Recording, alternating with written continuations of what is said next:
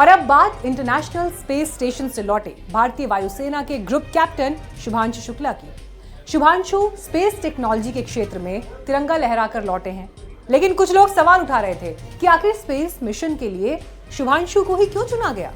तो इस सवाल का जवाब जानने के लिए हमारे साइंस एडिटर पल्लव बागला ने भारतीय वायुसेना के एयर वाइस मार्शल अनुपम अग्रवाल से एक्सक्लूसिव बातचीत की है, जिसमें उन्होंने बताया कि अंतरिक्ष यात्रियों का चुनाव सिर्फ फिजिकल फिटनेस पर नहीं किया जाता, इसके लिए उनकी बुद्धिमत्ता और उनकी मानसिक दृढ़ता भी देखी जाती है। और इस कसौटी पर शुभांशु शुक्ला बिल्कुल खरे उतरे। भारत के गगन यात्री ग्रुप कैप्टन शुभांशु शुक्ला अंतरिक्ष से अपना मिशन करके वापस आ गए। लेकिन ग्रुप कैप्टन शुभांशु शुक्ला का चयन कैसे हुआ था और बाकी 3 जो हैं हमारे एस्ट्रोनॉट डिजिग्नेट्स कैसे चुने गए? पीछे है मिनिस्ट्री ऑफ डिफेंस और प्राइम मिनिस्टर्स ऑफिस, जहां से कि सारा महकमा स्पेस का कंट्रोल होता है। मेरे साथ हैं एयर वाइस मार्शल अनुपम अग्रवाल। नमस्कार।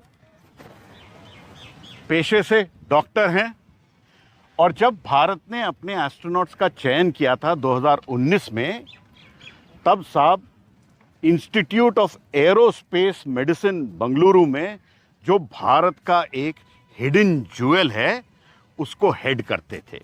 तो कहीं ना कहीं group captain Shukla, Prashant Balakrishnan Nair, group captain Ajit Krishnan, group captain Angad Pratap, चारों का जो चयन हुआ वो डॉक्टर अनुपम अग्रवाल की निगरानी में हुआ। तो आगे अगर ये एस्ट्रोनॉट काम ना करें सही से, तो आपको पता है किसको पकड़ने की ज़रूरत है। धन्यवाद डॉक्टर अग्रवाल। एस्ट्रोनॉट काम करेंगे, बिल्कुल करेंगे, मुझे भी पूरी उम्मीद है, लेकिन हम आपको भी पकड़ेंगे तब अगर नहीं करेंगे।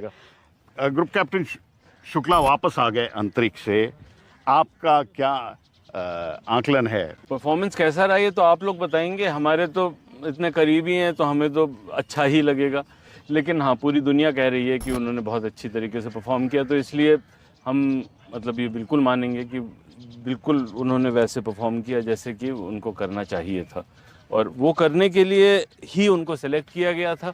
तो हमारे सिलेक्शन के बाद में उनकी ट्रेनिंग जब रशिया में हुई तो वहाँ पे भी उनको देखा गया, जब उनकी ट्रेनिंग नासा में हुई तो उनको वहाँ भी देखा गया, उसके बाद में वो ISS जाके वापस आ गए। तो अंग्रेजी में कहते हैं ना, the proof of the pudding is in the eating. तो सब कुछ हो गया, तो अब हमें मतलब इस बात पे गर्व भी है और इस बात का विश्वास भी है कि जो हमने किया बहुत अच्छा किया। ग्रुप कैप्टन शुक्ला में ऐसी क्या खास बात है?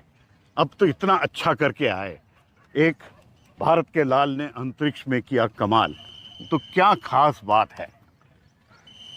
क्या खास नहीं है नहीं, सच में सब कुछ ही खास है। तो अगर आप वो देखिए जो सब में है, जितने 4 एस्ट्रोनॉट चुने गए हैं, तो सब के सब बहुत इंटेलिजेंट लोग हैं, सब के सब प्रोफेशनली बहुत अच्छे हैं, सब के सब में ये काबिलियत है कि वो साइकोलॉजिकली अपने आप को पूरी तरीके से मतलब इमर्स कर सकते हैं। वो किसी भी अननोन अनप्रेसिडेंटेड सिचुएशन में अगर उनको डाला जाए तो वो बहुत अच्छी तरीके से उससे उभर के आ सकते हैं। ये बात सब में है। तो इन के ऊपर अगर आप देखें तो शुक्स में जो अच्छी बात है, शुक्ला का कॉल साइन है, जो अच्छी बात है वो ये कि वो बहुत मतलब कैसे बताऊं, बहुत खुश मिजाज है, मुझे ये बताया गया। बहुत खुश मिजाज हैं। वो बहुत चुप रहते हैं, लेकिन छोटी छोटी बात जो कहते हैं उसमें मतलब पूरा हंसी का पिटारा छुपा होता है। जब वो बहुत ज़्यादा नहीं बोलते हैं, लेकिन जब बोलते हैं तो जिसको ना हिंदी में कहा जाता है कि मुंह से मोती झड़ते हैं, तो मुंह से मोती झड़ते हैं, कोई शक नहीं है। बिल्कुल, वो मिशन पायलट थे, उन्होंने फैल्कन 9 क्रू ड्रैगन से उड़ान भरी और फिर ग्रेस नाम दिया और उसी से वापस आए। ये जो मिशन था, ये कितना मुश्किल था for Shubhanshu Shukla in person and his body? For Shubhanshu Shukla in person तो मुश्किल था, लेकिन जो over the years of training simulation इत्यादि जो किया जाता है उसमें लगभग सब कुछ जो आदमी स्पेस में देखेगा या जो महसूस करेगा वो सारे का सारा उसको दिखा दिया जाता है। अदर देन वेटलेसनेस, ऐसी कुछ चीज़ें वेटलेसनेस भी दिखाते हैं लेकिन वो छोटे समय के लिए दिखाते हैं जब वो जहाज़ में उस पैराबोलिक फ्लाइट्स में। देखिए सारे टेस्ट पायलट हैं, चारों टेस्ट पायलट हैं हमारे, एक एस्ट्रोनॉट और 3 एस्ट्रोनॉट डिजिग्नेट्स। इसमें फाइटर पायलट से एस्ट्रोनॉट में फिजिकल फिटनेस में और मेंटल हेल्थ कंडीशन में क्या फ़र्क होता है और कैसे चयन किया? फ़र्क होता है इन द सेंस कि फाइटर पायलट के लिए जो भी सॉर्टी ड्यूरेशन है वो छोटा होता है। मतलब जो सबसे लंबी फ्लाइट हिंदुस्तान ने भरी है वो 10 घंटे की है। जो फाइटर पायलट है उसका ये है कि अगर कोई भी तकलीफ है तो with in half an hour वो ज़मीन पे आ जाएगा।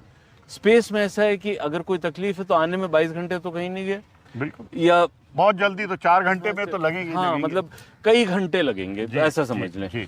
तो अगर कई घंटे लगने वाले हैं तो आपको उसका चयन दूसरी तरीके से करना पड़ता है। फिर जो स्ट्रेस है वो स्ट्रेस आपको अगर 10 घंटे के लिए पड़ेगा तो आपको अलग तरीके से चयन करना पड़ेगा। किसी के ऊपर यदि ना, मतलब जैसे सबसे लंबा स्पेस स्टेशन में लोग 400 दिन के आसपास गए हैं, तो अगर 400 दिन के ऊपर के लिए स्ट्रेस देना है तो उसको अलग तरीके से आपको जज करना पड़ेगा। दूसरी चीज़ ये है कि पूरी मीडिया बात कर रही है कि शुभांशु शुक्ला के ISS जाने और आने में कितना खर्चा हुआ, तो वो खर्चा अगर आप जोड़ लें तो एक एस्ट्रोनॉट की ट्रेनिंग में इतना ज़्यादा खर्चा आता है कि आप ये नहीं चाहते कि साहब हमने आज इसको चुना और 10 साल बाद इनको तकलीफ हो गई तो हमें फिर इनको टीम या सिस्टम से निकालना पड़ा।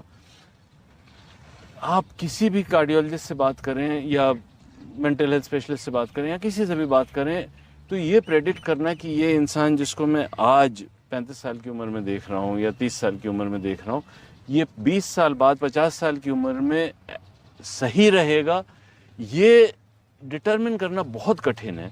तो ये डिटरमिन कैसे, और दुनिया में कोई नहीं बताता कि उन्होंने कैसे किया है। माने आपको रशिया से, अमेरिका से, चाइना से तो वैसे ही नहीं मदद मिलती, लेकिन इनसे आपको कुछ मदद मिलने की उम्मीद होती है? बिल्कुल नहीं। कोई समझाता है ये ना, कोई शेयर करता है ये?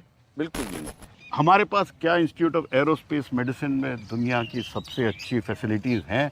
और क्योंकि गगनयान प्रोग्राम आ रहा है, अजंबा आप ये पूछ रहे हैं, आपने तो खुद देखा है। मैंने देखा है, बिल्कुल। लेकिन और आपने मेरे को सेंट्रीफ्यूज में भी घुमाया था, जिसमें ग्रुप कैप्टन शुभांशु शुक्ला भी घूमे थे। बिल्कुल। तो वो सेंट्रीफ्यूज जैसे दुनिया में उस टक्कर के सेंट्रीफ्यूज दुनिया में 5 हैं। 5 ही हैं बस। तो उस लेवल की फैसिलिटी है वहाँ दुनिया में सबसे अच्छी। वहाँ की जो कार्डियोवैस्कुलर एक्सरसाइज लैब है वो हिंदुस्तान में शायद सबसे ज़्यादा अच्छी लैब है। जो वहाँ की टॉक्सिकोलॉजी लैब है वो हिंदुस्तान में शायद one of the best labs है। वहाँ वेस्टिबुलर लैब है वो नियरली हिंदुस्तान में बेस्ट लैब है। तो उतनी अच्छे मेडिकल फैसिलिटीज़ बहुत कम जगह हैं। अक्सर मुझसे ये पूछा जाता है एयर वाइस मार्शल अनुपम अग्रवाल कि भारत ने अपने एस्ट्रोनॉट मिशन में किसी भारत की बेटी को नहीं लिया, तो ऐसा क्यों हुआ? थोड़ा सा बताइए। मैं अक्सर बता चुका हूँ, ऐसा कैसे हुआ? तो भारत की बेटी का चयन होगा, जल्दी ही होगा। अरे वाह, लेकिन भारत की बेटी अंतरिक्ष में जाएगी और जल्दी जाएगी। भारत की सरकार बता रही है कि आवश्यक है कि हम मतलब महिलाओं को इंक्लूसिव मौका दें। लेकिन उस वक्त ऐसा था कि क्योंकि सारी चीज़ें नई हैं, किसी भी चीज़ में कुछ भी ऐसी सिचुएशन उत्पन्न हो सकती है जिसको हमने कभी सोचा भी नहीं है, तो उसकी ट्रेनिंग जो होती है वो टेस्ट पायलट्स को होती है। माने आमतौर पे दुनिया में भी क्या पहले जो मिशंस होते हैं उसमें टेस्ट पायलट ही जाया करते हैं? हाँ, उसमें टेस्ट पायलट ही जाते हैं क्योंकि उनकी स्किल सेट होती है, रिफ्लेक्सेस होते हैं, ट्रेनिंग होती है।